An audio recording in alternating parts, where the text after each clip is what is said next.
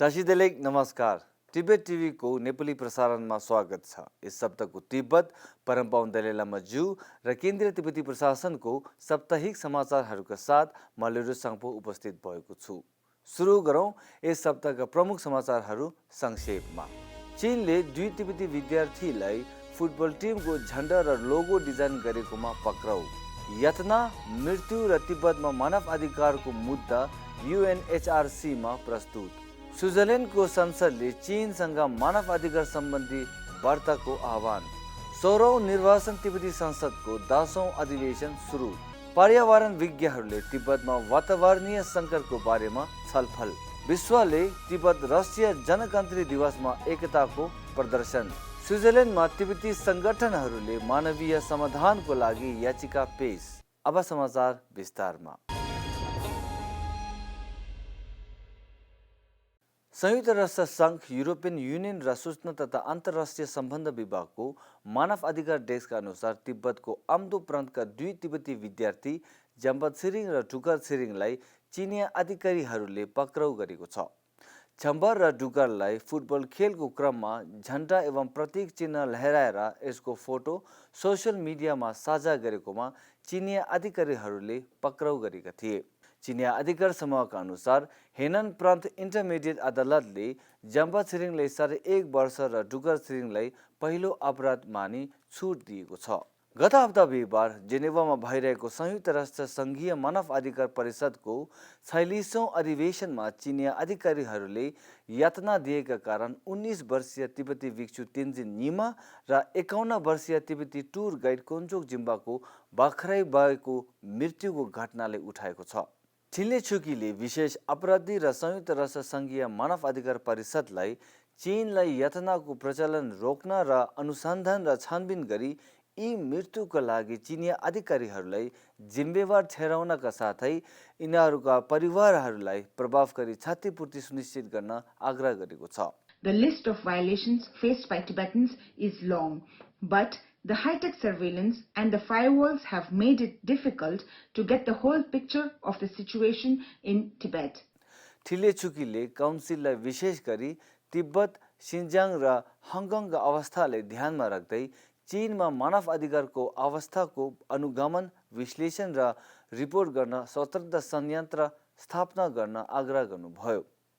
Tibet bureau जेनेभाका UN advocacy officer Kalden छोमोले तिब्बतमा मानव अधिकार बिग्रिँदै गएकोमा चिन्ता व्यक्त गर्नुभयो। उनले UN मानव अधिकार परिषदलाई तिब्बती जनताको विरुद्ध सबै दमनकारी नीतिहरू बन्द गर्न चीनलाई आग्रह गर्ने अपिल गर्नुभयो। स्विट्जरल्यान्डको नेसनल काउन्सिलले स्विट्जरल्यान्डको तिब्बतीहरूको अवस्थाबारे विस्तृत प्रतिवेदन पेश गरेको छ। विशेष गरी चिनिया सरकारद्वारा अभिव्यक्ति स्वतन्त्रता र सर्वेलेन्समा प्रतिबन्ध लगाएको रिपोर्ट गरेको छ।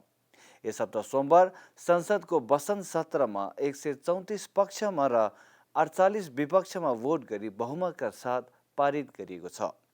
यसै गरी मार्च 2021मा नेसनल काउन्सिलले सङ्घीय काउन्सिललाई चीनसँगको द्विपक्षीय मानव अधिकार संवादको स्थिति, कार्यान्वयन र भावी योजना सम्बन्धी वार्ता प्रक्रियामा भएका प्रतिवेदनहरू पारित गर्नुभयो।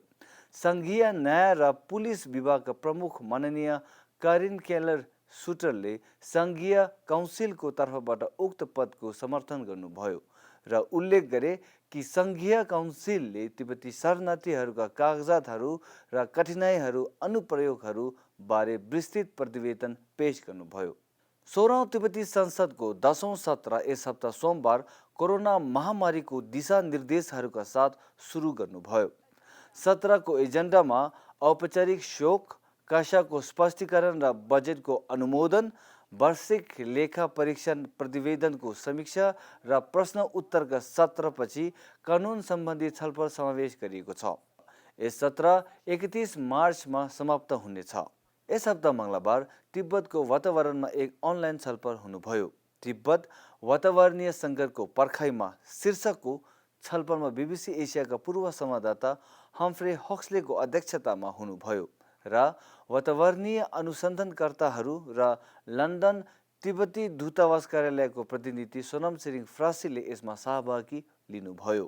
तिब्बतीहरूका साथसाथ तिब्बत समर्थकहरू र तिब्बतका मित्रहरूले विश्वव्यापी तिब्बती राष्ट्रिय जनकन्त्री दिवसको उपलक्ष्यमा समर्थन सन्देश जारी गर्दै टाउन हलहरू र कार्यालय भवनहरूको अगाडि तिब्बती राष्ट्रिय झण्डै उठाएर समर्थन देखाउनुभयो।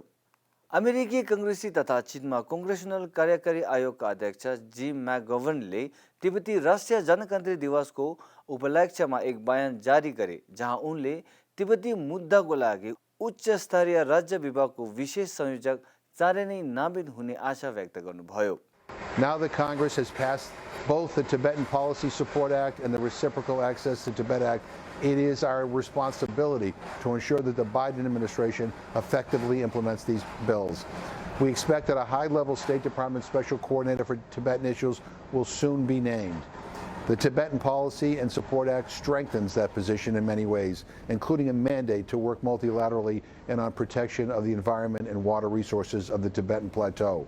बेल्जियमका तिब्बतीहरूले सुमन ब्रसेल्समा युरोपियन आयोगको अगाडि श्री मिगुलस पेक्सा, पाइरेट पार्टीका चेक एमइपी र युरोपेली संसदमा तिब्बती ब्याज समूहका अध्यक्ष तथा ग्रिन पार्टीका बेल्जियम सङ्घीय संसदका सांसद स्यामुअल कोकोलाती र तिब्बती उद्देश्यप्रति आफ्नो प्रतिबद्धता दोहोऱ्याउने प्रमुख वक्ताहरू थिए।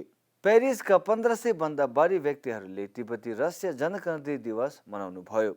प्रतिनिधि सोनम सेरिङले संयुक्त राष्ट्र सङ्घको अगाडि न्युयोर्कमा तिब्बती राष्ट्रिय जनकन्त्री दिवसलाई सम्बोधन गर्नुभयो। मध्य र पूर्वी युरोपभरि रहेका 8 देशका 16 सहरहरूले तिब्बती राष्ट्रिय जनकन्त्री दिवस मनाए र 1443 भन्दा बढी संस्थानले तिब्बती राष्ट्रिय झण्डा फहराए। ती देशहरूमा स्विट्जरल्यान्ड, जर्मनी, चेक गणतन्त्र, अस्ट्रिया, इटली, स्लोभाकिया र हङ्गरी रहेका छन्। सेन्ट पल, कोलम्बिया हाइट्स, नर्थह्याम्पटन सिटी, मिनेपोलिस र सेन्ट लुइस पार्क शहरका मेयरहरूले मार्च 10 लाई तिब्बत दिवस बनेर घोषणापत्र जारी गर्नुभयो। जापानको तिब्बती समुदायले स्वतन्त्र तिब्बत जापानको विद्यार्थीहरूको सहयोगमा उक्त दिवसको उपलक्ष्यमा शान्ति मार्च आयोजना गर्नुभयो। 3000 भन्दा बढी हस्ताक्षर सहितको संयुक्त याचिका स्विट्जरल्यान्डमा तिब्बती जनकन्त्री दिवसको अवसरमा अस्वीकृत तिब्बती शरणार्थीहरूको मानवीय समाधानका लागि आग्रह गरी स्विट्जरल्यान्ड सरकारलाई पेश गरेको थियो। आम हस्ताक्षर अभियान स्विस तिब्बती मित्रता सङ्घ, स्विट्जरल्यान्ड र लिक्सटेनटेनको तिब्बती समुदाय, तिब्बती महिलाको स्विट्जरल्यान्डको सङ्घ र युरोपमा तिब्बती युवा सङ्घद्वारा संयुक्त रूपमा आयोजित गरेको थियो। उक्त याचिका परिषदका सदस्य मानिना फेबियन मोलिनाको उपस्थितिमा स्विस संसदको माथिल्लो चेम्बर र स्विस फेडरल च्यान्सेलरीमा पेश गरेको थियो। मानिना फेबियन मोलिनाले तिब्बत र तिब्बतीहरूको लागि निरन्तर समर्थनको आश्वासन पनि दिनुभयो। हस् त आजको लागि साप्ताहिक समाचार यति नै। अर्को हप्ता फेरि भेटौँला। टसिदेले नमस्ते।